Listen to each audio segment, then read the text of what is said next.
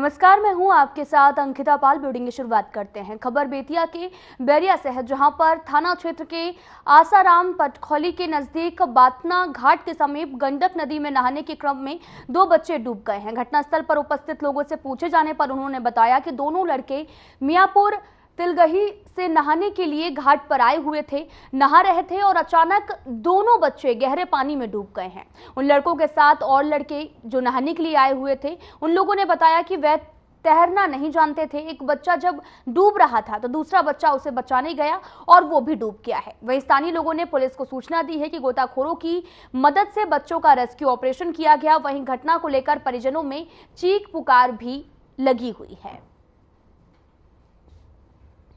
आपको बताते चलें कि गंडक नदी में 2 बच्चे डूबने का मामला सामने आया। नहाने गए 2 बच्चों की मौत भी हो गई है। परिजनों में गम जो है वो लगातार बरकरार है। आपको बताते चलें कि पूरा मामला बेतिया का है, जहां पर नहाने गए 2 बच्चों की मौत का मामला सामने आया, जिसके बाद परिजनों का रो रो कर बुरा हाल है। दरअसल गंडक नदी में नहाने के लिए दोनों बच्चे गए थे। एक बच्चा डूबने लगा, जिसके बाद दूसरा बच्चा उसे बचाने के लिए गया और इस सिलसिले में दोनों बच्चे डूबने का मामला सामने आया, जहां पर परिजनों में रो रो कर बुरा हाल है।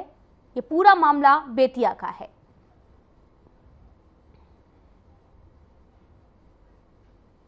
मुजफ्फरपुर में नगर थाना क्षेत्र से रहस्यमयी ढंग से गायब हुई 3 सहेलियों का डेड बॉडी उत्तर प्रदेश से मिला है। आपको बताते चले कि एक साथ रेलवे ट्रैक पर मिले तीनों के डेड बॉडी ने इलाके में हड़कंप मचा दिया है।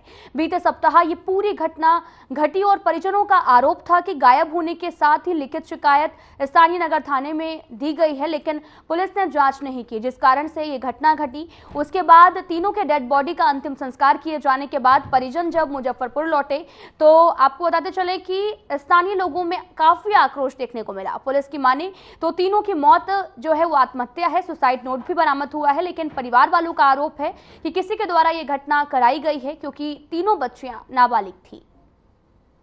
मुजफ्फरपुर की 3 बच्चियां गौरी, माया और माही जो जिनका देहांत मथुरा में हो गया था, उनके लिए श्रद्धांजलि न्याय यात्रा का आयोजन हुआ है। सम्मिलित हुई तो सबसे पहले उन तीनों की आत्मा की शांति के लिए मैं ऊपर वाले से प्रार्थना करूंगी और इस दुख की घड़ी में भगवान उन सभी को शक्ति दे उससे लड़ने के लिए। इसके साथ ही मैं जिला प्रशासन और पुलिस से मैं अनुरोध करूंगी कि वो गहन जांच करे, आखिर दोषी कौन है, तो दोषियों को कार्रवाई की जाए, इसकी मेरी मांग है।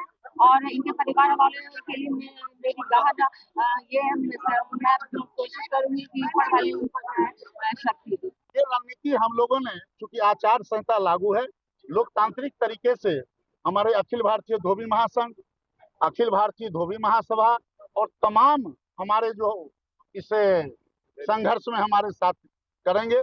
हम लोगों ने तय किया है कि 10 तक अगर हमको न्याय नहीं मिलता है, 11 तारीख को हम लोग निश्चित रूप से यहाँ पर चक्का जाम करने का काम करेंगे। खबर सहरसा से है, जहां पर आपको बताते चले कि शाली से शादी करने के चक्कर में युवक ने अपनी पत्नी की गला रेतकर हत्या कर दी है। मामला सौर बाजार थाना क्षेत्र के बखरी गांव से जुड़ा हुआ है। पुलिस ने 24 घंटे के अंदर इस मामले की गुत्थी को सुलझा लिया है। साथ ही पुलिस ने हत्या में प्रयुक्त किए गए चाकू सहित कई अन्य साक्ष्य भी बरामद किए हैं। एसपी हिमांशु ने भी मीडिया कर्मियों से बातचीत करते हुए पूरे मामले का खुलासा किया। फिलहाल आरोपी पति को जेल भी भेज दिया गया है।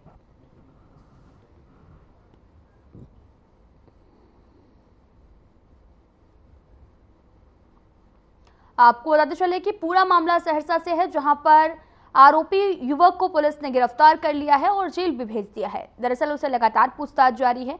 युवक ने बताया कि अपनी पत्नी की हत्या उसने उसकी बहन से शादी करने के लिए की थी। दरअसल पुलिस ने 24 घंटे के अंदर इस गुत्थी को सुलझा लिया है। आरोपी युवक को पुलिस ने गिरफ्तार भी किया है।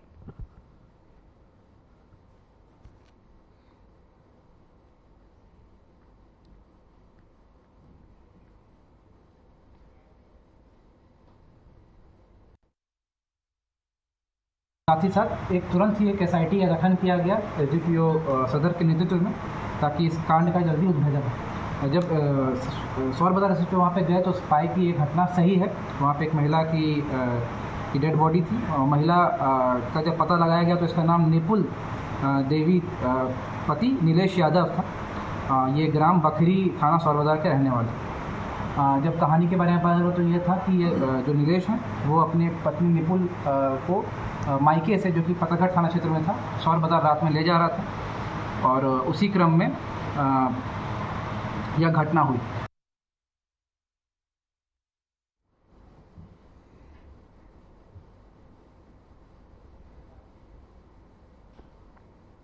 बिहार के नवादा से दिल दहला देने वाली खबर सामने आई, जहां पर बीती रात कलयुगी पुत्र ने अपनी ही मां की गोली मारकर हत्या कर दी है। आपको बताते चलें कि हत्या के बाद इलाके में दहशत का माहौल भी बना हुआ है। गोली की आवाज सुनते ही अगल बगल के लोगों में भी दहशत बनी हुई है। हत्या की घटना के बाद पुलिस ने हत्यारे को गिरफ्तार कर लिया है और घटना के बारे में मृतक के परिवार वालों ने बताया कि घर में संपत्ति को लेकर कई महीनों से विवाद चला आ रहा था और आरोपी बेटा अपने घर को बेचकर पैसा मांग रहा था। परिजनों ने उसकी बात नहीं मानी तो युवक ने अपनी मां की हत्या कर दी है।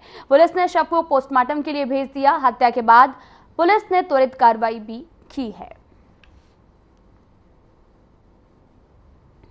आपको बताते चले कि पूरा मामला नवादा से है, जहां पर संपत्ति विवाद का ये पूरा मामला सामने आया, जहां पर कलयुगी बेटे ने मां को गोली मार दी है, जिसके बाद परिजनों का रो रो कर बुरा हाल है। आपको बताते चले कि संपत्ति विवाद था, जिसको लेकर एक बेटे ने अपनी ही मां की जो है वो हत्या कर दी है, तो वहीं परिजनों का भी रो रो कर बुरा हाल है। फिलहाल पुलिस पूरे मामले की जांच में जुटी हुई है।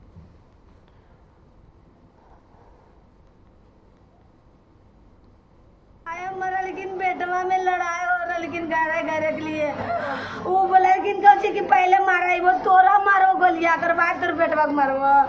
आखिरी बतिया बोले लेकिन पैसा रहे बतिया सच्चाई गिराई दिल के, पहले अपन मैवा के मारिए दिल के कल के पहले तोर बेटवा नहीं, पहले तू मरेगी। एक महिला को गोली लगा हुआ था जी, और उसको बताया गया कि उसका बेटा ही गोली मारा है जी। आया है तो बेटा उसका मिल गया है। ठीक है, हत्या बरामद कुछ बरामद हुआ क्या? अभी तक तो बरामद नहीं हुआ है। कुछ कारण पता चला गोली मारने का? नहीं, जांच करके बता। जमीन का विवाद कुछ बता रहा था, क्या पकड़े तो कुछ बताया लड़का ने? अभी तो कुछ नहीं बता रहा है।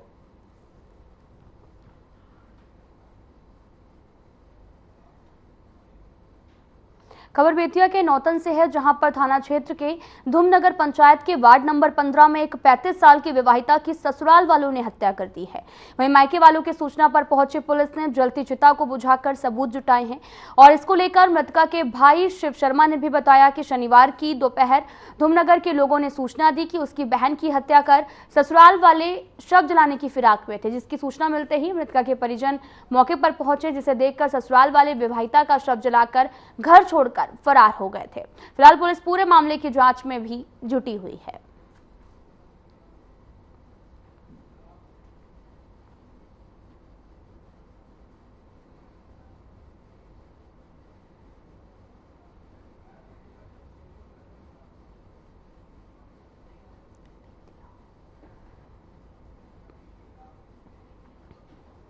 बिहार के गया जिले के आमस थाना क्षेत्र अंतर्गत के एसएसपी ने प्रेस कॉन्फ्रेंस आयोजित की, जिस दौरान बताया कि 30 मई की रात को महुआव में मोहम्मद रिजवान के ऊपर फायरिंग की घटना को अंजाम दिया गया। वहीं रिजवान को घायल अवस्था में अस्पताल में भर्ती कराया गया। दरअसल फायरिंग के पीछे की वजह आपसी विवाद को बताया गया है। इस मामले में पुलिस हमजापुर के रहने वाले मुख्तार खान और करमौनी के रहने वाले शाहिद खान को गिरफ्तार किया है।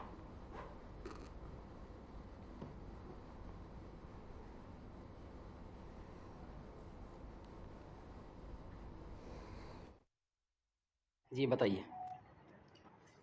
आमस थाना अंतर्गत दिनांक 30/5/24 को परसों रात में एक गोलीबारी की घटना हमजापुर में घटित हुई थी और जैसे ही सूचना प्राप्त हुई थी तुरंत वहां पर एसएचओ आमस तथा एसडीपीओ शेरघाटी एवं अन्य वरीय पदाधिकारी तुरंत वहां पर पहुंचे थे और जो घायल व्यक्ति था उसको प्राण उसके सुरक्षा उसको तुरंत इलाज के लिए अस्पताल में भर्ती कराया गया है, जो कि अभी जिसकी स्थिति सामान्य है और इलाजरत है।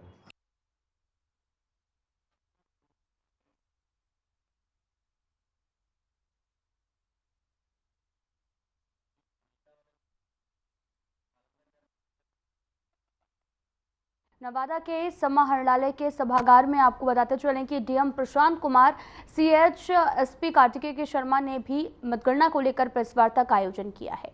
डीएम ने कहा कि 4 जून को सुबह 8 बजे से ही लोकसभा आम निर्वाचन का मतगणना कार्य KLS कॉलेज में निर्धारित है, जिसका सभी तैयारियां जो हैं वो पूरी कर ली गई हैं। मतगणना को लेकर शांतिपूर्ण एवं निष्पक्ष तरीके से संपन्न करने के लिए भी जिला प्रशासन कटिबद्ध है। वहीं एसपी ने भी कहा कि मतगणना को लेकर काफी संख्या में केंद्रीय बल की भी तैनाती की गई है। सुरक्षा के 3 स्तरीय घेरे में मतगणना का कार्य जो है वो किया जाएगा। विधि व्यवस्था बनाए रखने के लिए हम लोगों को एक्स्ट्रा फोर्सेस मिले हैं मुख्यालय से। करीब 4 कंपनियां जो है, जिसमें केंद्रीय सशस्त्र बल भी है और जो बिहार BSF की फोर्स हैं वो भी मिली हैं हम लोगों को। वो आज जिला में आज पहुंच रही हैं और उनको विभिन्न जगहों पर डिप्लॉय किया जाएगा। इसके अतिरिक्त चुनाव में जो हमारा जिला बल गया हुआ था वो भी लौट के आ गया है। विधि व्यवस्था बनाए रखने के लिए जगह जगहों पर पुलिस बल की प्रतिनियुक्ति की जा रही है, जहाँ पे वो जो अवांछित तत्व होंगे उन पर निगरानी भी रखेगी और साथ ही साथ जो चेकिंग वगैरह पेट्रोलिंग होता है वो भी करेगी। जो काउंटिंग सेंटर है उसके 100 मीटर के परिधि में, इसके साथ साथ जो मीडिया कर्मी रहेंगे वो निर्धारित समय में कुछ समय के लिए DPRO के साथ गाइडेड टूर में जा सकते हैं। DPRO उसमें निर्णय लेंगे कितने पदाधिकारी, कितने मीडिया कर्मियों को साथ में वो लेके जाएंगे। उस समय में आप सिर्फ हैंड हेल्ड कैमरा के माध्यम से ही अंदर की गतिविधियों को शूट या फोटो ले सकते हैं। हैंड हेल्ड जो आपका कैमरा है सिर्फ वही, स्टैंड बिल्कुल परमिट नहीं किया जाएगा, मोबाइल फोन भी परमिट नहीं किया जाएगा। जब आप वीडियोग्राफी और फोटो लेंगे तो इसमें विशेष तौर पे आप ध्यान रखेंगे किसी मतगणना का, सपोज CU है या बैलेट पेपर है, उसको आप कवर नहीं करेंगे। सिवान में दोपहर से लापता एक युवक का शव बरामद हुआ है। युवक का शव झाड़ी में पेड़ से लटका हुआ बरामद किया गया। पुलिस ने शव को कब्जे में लेकर पोस्टमार्टम के लिए सदर अस्पताल भेज दिया है। घटना जो है वो मुफस्सिल थाना क्षेत्र के सरावे गांव की है और मृतक युवक की पहचान आत्मा मांझी के पुत्र अमरजीत के रूप में की गई है। परिजनों के मुताबिक आशंका भी जताई गई कि अमरजीत की गला दबाकर हत्या की गई थी।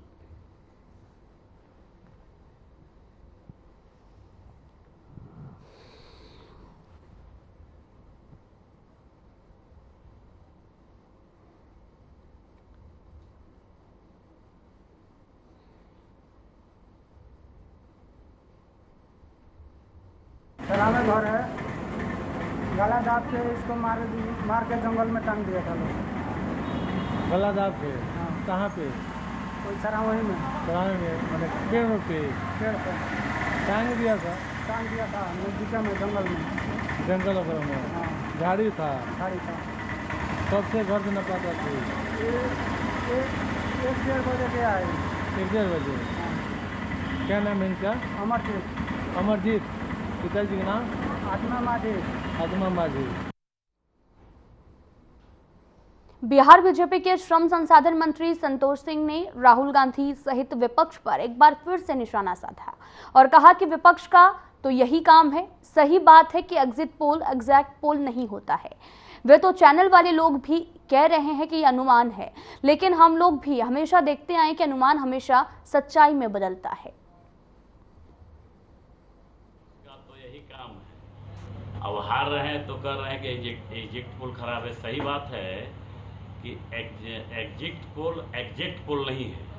वो तो टीवी वाला भी कह रहा है, चैनल वाला भी कह रहा है, एक अनुमान है।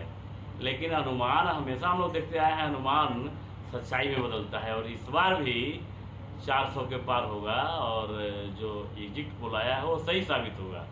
और अभी नहीं, अभी तो जब रिजल्ट आएगा 4 तारीख को तो विपक्ष अब कहेगा कि ईवीएम खराब है। कभी कुछ जहाँ जीत जाता है वो ईवीएम ठीक रहता है और जब हार जाता है तो ईवीएम खराब हो जाती है। तो पुरानी आदत है।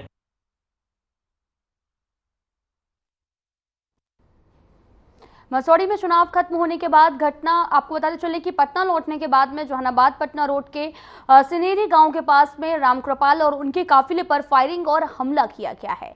इसको लेकर रामकृपाल यादव ने आरजेडी के कार्यकर्ताओं के खिलाफ मामला भी दर्ज कराया।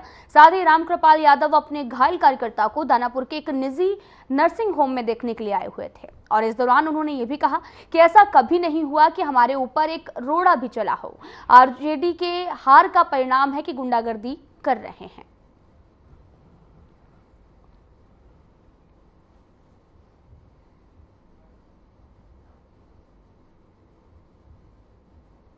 सुबह से घूम रहा था, विभिन्न क्षेत्रों का दौरा कर रहा था। नहीं घूम रहा था। बहुत ही ठीक तरह की बातें साहित्य हमारे जो जनता थी, कार्यकर्ता था, अच्छा आशीर्वाद लोगों ने दिया मुझको। जब मैं मसौरी गया तो मालूम हुआ कि वहाँ की जो विधायिका है मसौरी के रेखा पासवान राष्ट्रीय जनता दल, उन्होंने 28 तरीके से बूथ में घुस करके हंगामा क्रिएट किए, बूथ को डिस्टर्ब करने की कोशिश किया।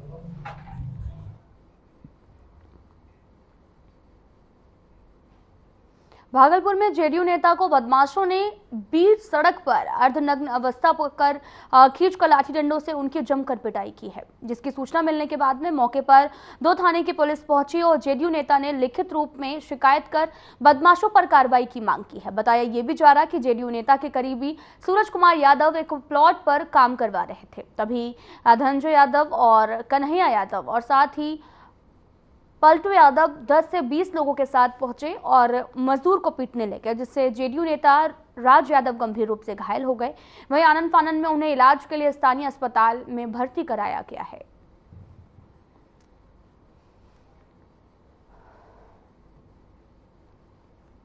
ये हम लोग का प्लॉट है। तो धनंजय यादव, कन्हैया यादव, गौरव यादव और नरेंद्र यादव, ये 4 भाई हम लोग के मतलब दादा के गुजरने के बाद हम लोग को बहुत परेशान कर रहे हैं और जान से मारने की धमकी भी दूसरे लोग को बोलते हैं कि नहीं ये लोग को मार देंगे। तो हम लोग के जो मित्र थे श्री राजा यादव, जो जदयू के महानगर अध्यक्ष हैं, वो हम लोग के यहाँ पे ज़मीन पे बैठने के लिए आए थे, उस दुकान में बैठे थे। हम दोनों यहाँ पे खड़े थे, उनसे बात कर रहे थे। वो चारों भाई उधर से आए और बिना कुछ सोचे समझे कहे उनको मारना शुरू कर दिया। उनको नग्न अवस्था में करके यहाँ से मारते मारते पर्वती चौक तक लेके गए और हमारे पास सारा उस चीज़ का साक्ष्य और प्रूफ है। मैं प्रशासन से यही निवेदन करना चाहता हूँ, हमें न्याय मिले। सवेरे 9 बजे हम घर से निकले थे पर्वती अपने ससुराल जाने। चौक पे पहुंचे तो सूरज जी यादव जी मिला, उससे बातें होने लगी। धूप था, दुकान पे बैठ गए। इतने में धनंजय यादव अपने चारों भाई और ससुराल के पक्ष के भी कुछ लोग थे साथ में, 4-5 अज्ञात व्यक्ति आकर आर्म्स निकाल के मेरे पे जानलेवा हमला किया। उसके बाद मेरे गले में रुद्राक्ष का सोने का चैन गथा हुआ, सोने का चैन था, वो ले लिया। मकसद उन लोगों का जानलेवा हमला ही नहीं था, मुझे जान मारने का ही प्रयास था कि उनको जान मार देना है। देश के सभी राज्यों में चुनाव संपन्न हो चुके हैं और काराकाट में भी चुनाव पूरे हो गए हैं। 4 जून तो जो है वो रिजल्ट आना है और चुनाव के लिए भी सभी प्रत्याशी दिन रात प्रचार में जुटे रहे और चुनाव खत्म होने के बाद सभी ने राहत की सांस ली। उपेंद्र कुशवाहा अपने परिवार के साथ में रात के डेहरी में, आपको बताते चले कि थाने चौक पहुंचे, जहां उन्होंने परिवार के साथ में समय व्यतीत किया। इस दौरान उनके साथ कार्यकर्ता भी मौजूद थे। जैसे ही उपेंद्र कुशवाहा परिवार के साथ गोलगप्पे की दुकान पर पहुंचे, उन्हें देखने के लिए जो है वो भारी भीड़ भी जमा हो गई।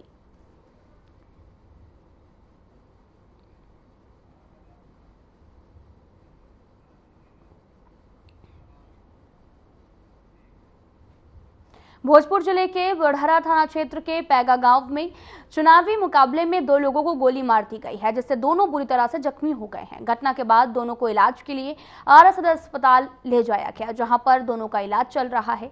आपको बताते चलें कि घटना की सूचना मिलने के बाद स्थानीय थाना पुलिस घटनास्थल पर पहुंची और मामले की जांच में भी जुट गई है। वहीं दोनों युवकों ने एक दल के लोगों पर गोली मारने का भी आरोप लगाया है। वहीं मामले को लेकर आरा सदर अस्पताल में घटना की जानकारी देते हुए कृष्णदयाल राम ने भी बताया कि वो सभी बीजेपी पार्टी के समर्थक थे।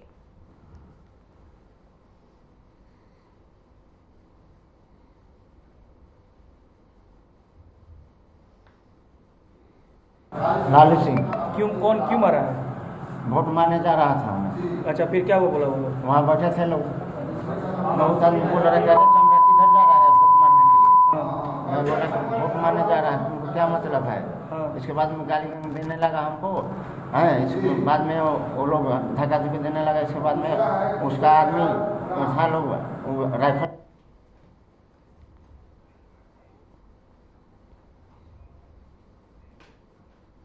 खबर शिवहर से है, जहां पर अज्ञात अपराधियों ने दुकान में घुसकर एक अधेड़ व्यक्ति की गला दबाकर हत्या कर दी है। सूचना मिलते ही पुलिस घटनास्थल पर पहुंची। इसको लेकर एसपी अनंत कुमार राय ने भी बताया कि संजय कुमार सिंह को अज्ञात अपराधियों ने किराना दुकान में घुसकर गला दबाकर हत्या कर दी थी। घटना की सूचना मिलते ही एसडीपीओ अनिल कुमार ने कार्रवाई करते हुए शव को अपने कब्जे में लेकर पोस्टमार्टम के लिए अस्पताल भेज दिया है। इसके साथ ही पुलिस छानबीन में भी जुटी हुई है।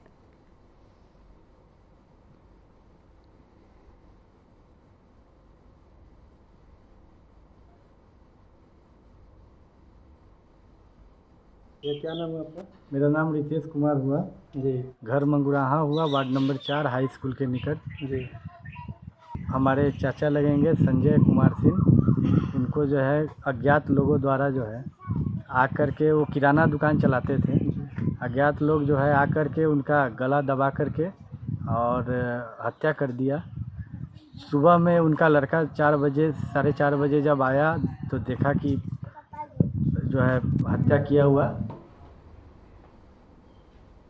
पावापुरी मेडिकल कॉलेज में मरीज के परिवार द्वारा चिकित्सक के साथ में किए गए मारपीट के विरोध में इमरजेंसी सेवा बंद कर दी गई है, जिससे मरीज और उनके परिवार काफी ज्यादा परेशान हैं। आपको बताते चले कि पावापुरी ओपी क्षेत्र के पूरी गांव निवासी कमला सिंह के पुत्र सुनील सिंह की तबीयत खराब हो गई थी, जिन्हें इलाज के लिए मेडिकल कॉलेज लाया गया, जहां पर चिकित्सक ने उन्हें मृत घोषित कर दिया है। मृत घोषित किए जाने के बाद में परिवार द्वारा चिकित्सक से मृत्यु प्रमाण पत्र की मांग की गई, जिसके बाद चिकित्सक के साथ में मारपीट की गई और जिसका वीडियो सोशल मीडिया पर भी वायरल हो रहा। वहीं इस मामले में कॉलेज के अधीक्षक द्वारा 3 नामजद और अज्ञात लोगों के खिलाफ मामला भी दर्ज किया गया है।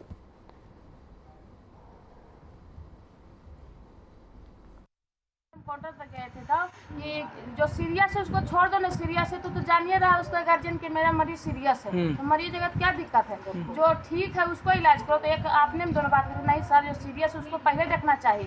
तो बोले तो नहीं, तो घर में जान ही रहा है उसका लोग मतलब परिवार की, सीरियस है तो नहीं बचेगा। तो बोले तो सीरियस है तो जो अस्पताल किस लिए लाया है, सीरियस है तो थोड़ा जो इलाज से बढ़िया हो जाए। तो बोले कि सीरियस को उतना छोड़ो, जो पहले से है भर्ती उसको मतलब ठीक है उसी को देखो, सीरियस तो जानिए रहा गार्जियन की अथी हो जाएगा ऐसे। मतलब कि डॉक्टर का नाम जानते हैं जो बोल रहे थे? नहीं, डॉक्टर का नाम नहीं जानते थे, अपने आप में 2 को बात कर रहे थे। हम काउंटर पे गए थे मतलब कि इनको सलाइन की कहने के लिए, तो सुने हम सुने। कितना बच्चा है आपका? 4 गो बच्चे हैं, वो लड़का 4 गो बच्ची, एक लड़का है। हाँ। और तो इनका जब इलाज नहीं हो रहा तो यहाँ से आप बाहर क्यों नहीं ले गए? गरीब से गरीब कहाँ से क्या करेगा? अच्छा, खाए बिना जुर्दा खाते पावर बहने खाए बिना जुर्दा कहाँ से करेगा? मतलब हम लोग तसल्ली करके जो है। फिलहाल इस वीडियो में इतना ही। नमस्कार।